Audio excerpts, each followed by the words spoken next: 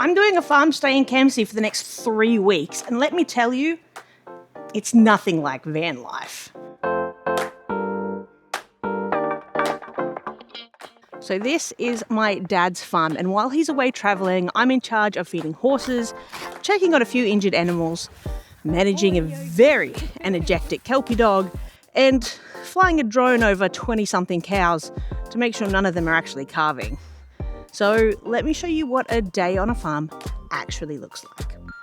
Alright, so if you are new here, I am Ashley, and I normally live in this van, travelling around Australia cooking cheap meals and basically doing whatever I want, whenever I want.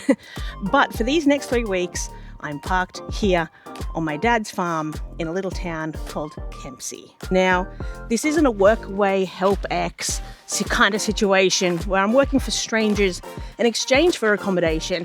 This is my dad's farm. He's gone travelling down to Canberra, and I've agreed to look after things while he's gone. So I've got a spot to park, access to electricity, and in exchange, I'm feeding some animals, checking on some cows, and making sure nothing goes, honestly, just catastrophically wrong. So if you've ever been curious about what farm stay actually involves, whether it's family through a work exchange program, this is what a typical day looks like for me. Let's get into it. So one of the first things that happens every morning is Yogi. Yogi is my dad's Kelpie dog, and he's a lot. He's a working dog breed, but he's not actually a working dog. He's kind of just a companion, but he's got all that Kelpie energy with nowhere to direct it. So he's honestly total chaos. He loves his food, he loves attention, and will not really leave you alone until you give him both.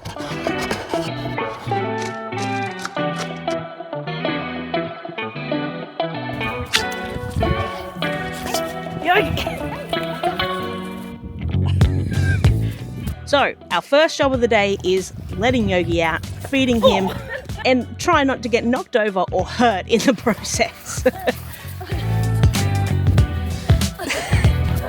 Oh, Yogi! I've been injured. Oh no! Oh, Yogi! He just did it again! Oh, alright, so with Yogi sorted, now let's get to feeding those horses.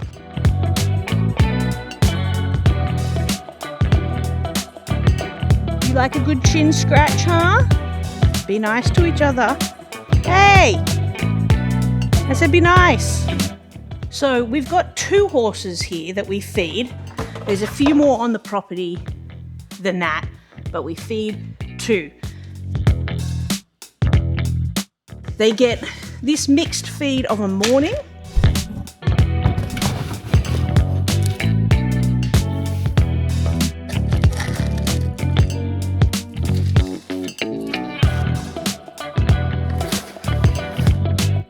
I grew up with horses. I did a bit of show jumping, I did a bit of dressage when I was a kid. So I'm pretty comfortable around horses.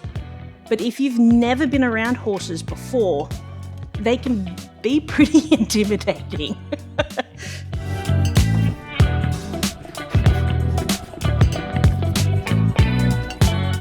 So here's what I've learned about being comfortable around horses, especially if you're not used to them. First, stay calm. Horses actually pick up on your energy, and if you're nervous, they'll be nervous. If you're confident and relaxed, they'll trust you a bit more. Second, approach them kind of from the front side, never from the back.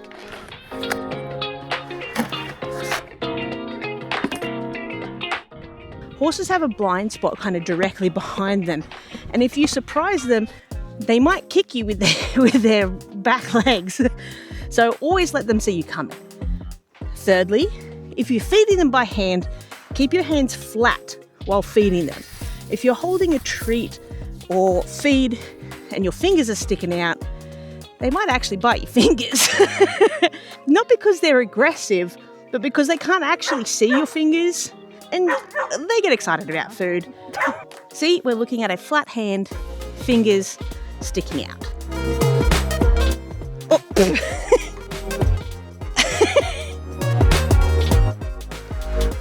Sometimes. He covered me in feed. Once you get the hang of it, horses are actually pretty chill. They just want their food, maybe a few scratches, and honestly, to kind of be left alone.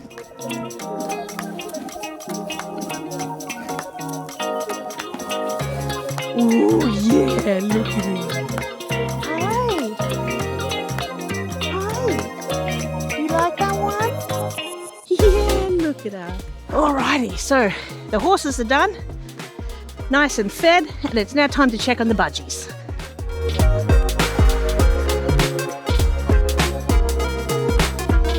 So my dad has 4 budgies that he's recently purchased, and he's hoping to breed them eventually.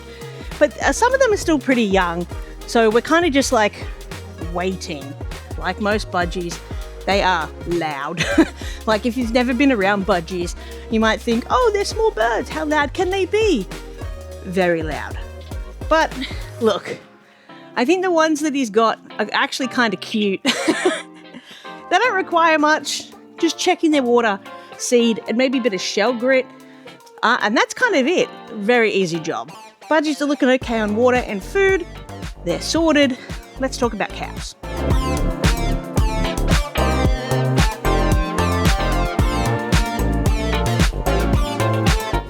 Whew, it's a lot harder walking in a paddock than I remember. But we've got about 20 cows on the property, and 2 or 3 of them are pregnant, I believe. Now, look, it isn't my job to deliver calves or anything like that. My job is just to keep an eye on them and make sure nothing looks particularly problematic. So every day I'm checking to see if any of them look like they're in distress, if any of them are calving, or if there's any issues that need attention. Now, I've also been around cows before, so I'm pretty comfortable with approaching cows, but if you're not used to them, the cows are very, very big. And they can also be pretty intimidating, especially the pregnant ones where they can be a little bit testier. They are very big, very protective. And if they do think that you're a threat, they can charge you. These ones shouldn't charge, but they're an animal, and with any animal, it's always a possibility. None of them look particularly upset, so that's great.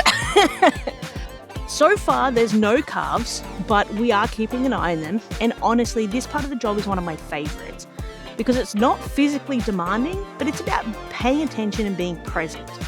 And after living in a van where I'm constantly moving, constantly thinking about my next spot, the next plan, it's kind of nice just to stand still, watch the cows for a bit. And now my other job here is maintaining the plants and making sure they're all watered.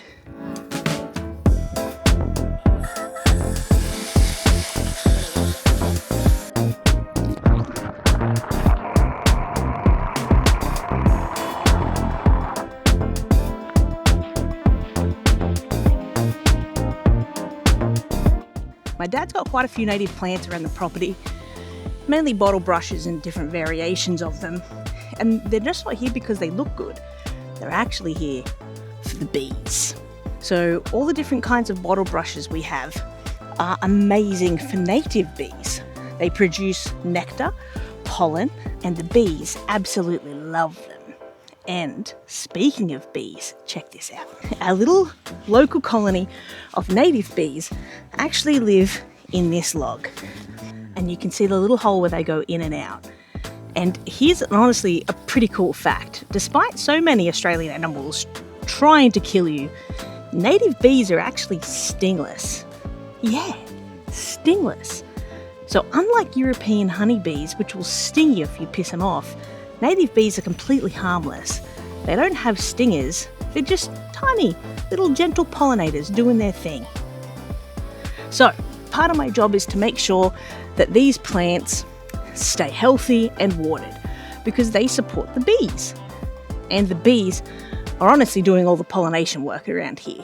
It's one of those things you don't really think about until you're kind of responsible for it. But it's actually pretty satisfying.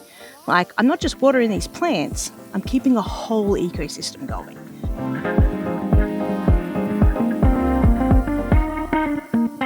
So that's the morning routine. Feed Yogi, feed the horses, check the injured horse's leg, check on the budgies, check on the cows.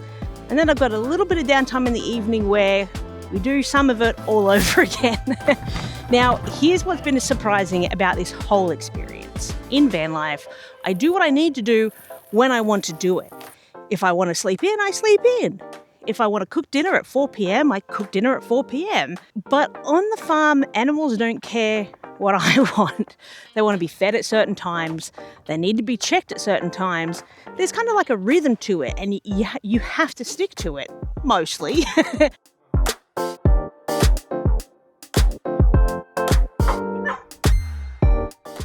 All right, so let's talk about what I've learned from doing this farm stay. The work is a little constant. There's always something to do, even if it's small, like watering plants. And if you're not used to that, it can feel a bit overwhelming.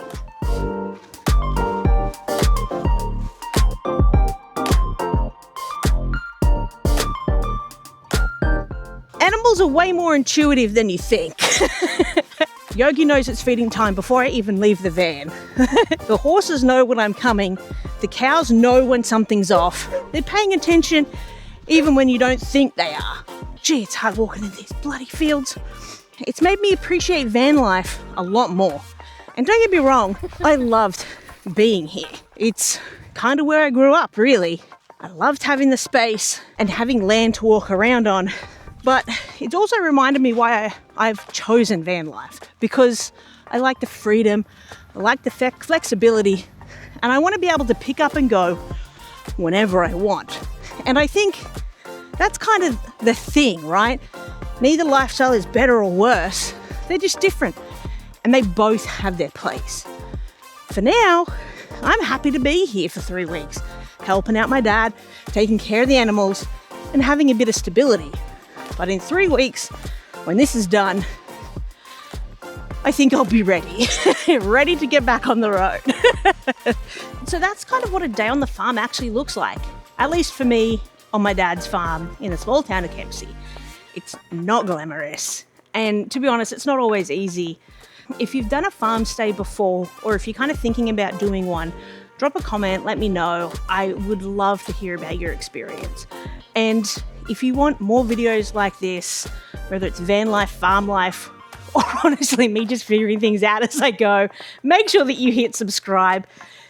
Thank you for watching, and I will see you guys in the next video, which will be about a topic. Okay, bye.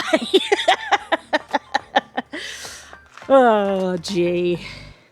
I got to admit, I do have a soft spot for horses. The cows are nice too, but horses kind of like interact with you in ways that cows kind of don't, I feel. That could just be me though, because I grew up around more horses than I did around cows. Yogi's a handful too. Especially with Nana. You guys, Nana's like a person dog. She's part poodle. You know, I think that's all that needs to be said. Nana is part poodle. She loves the space, but dealing with the Kelpie, not in her repertoire.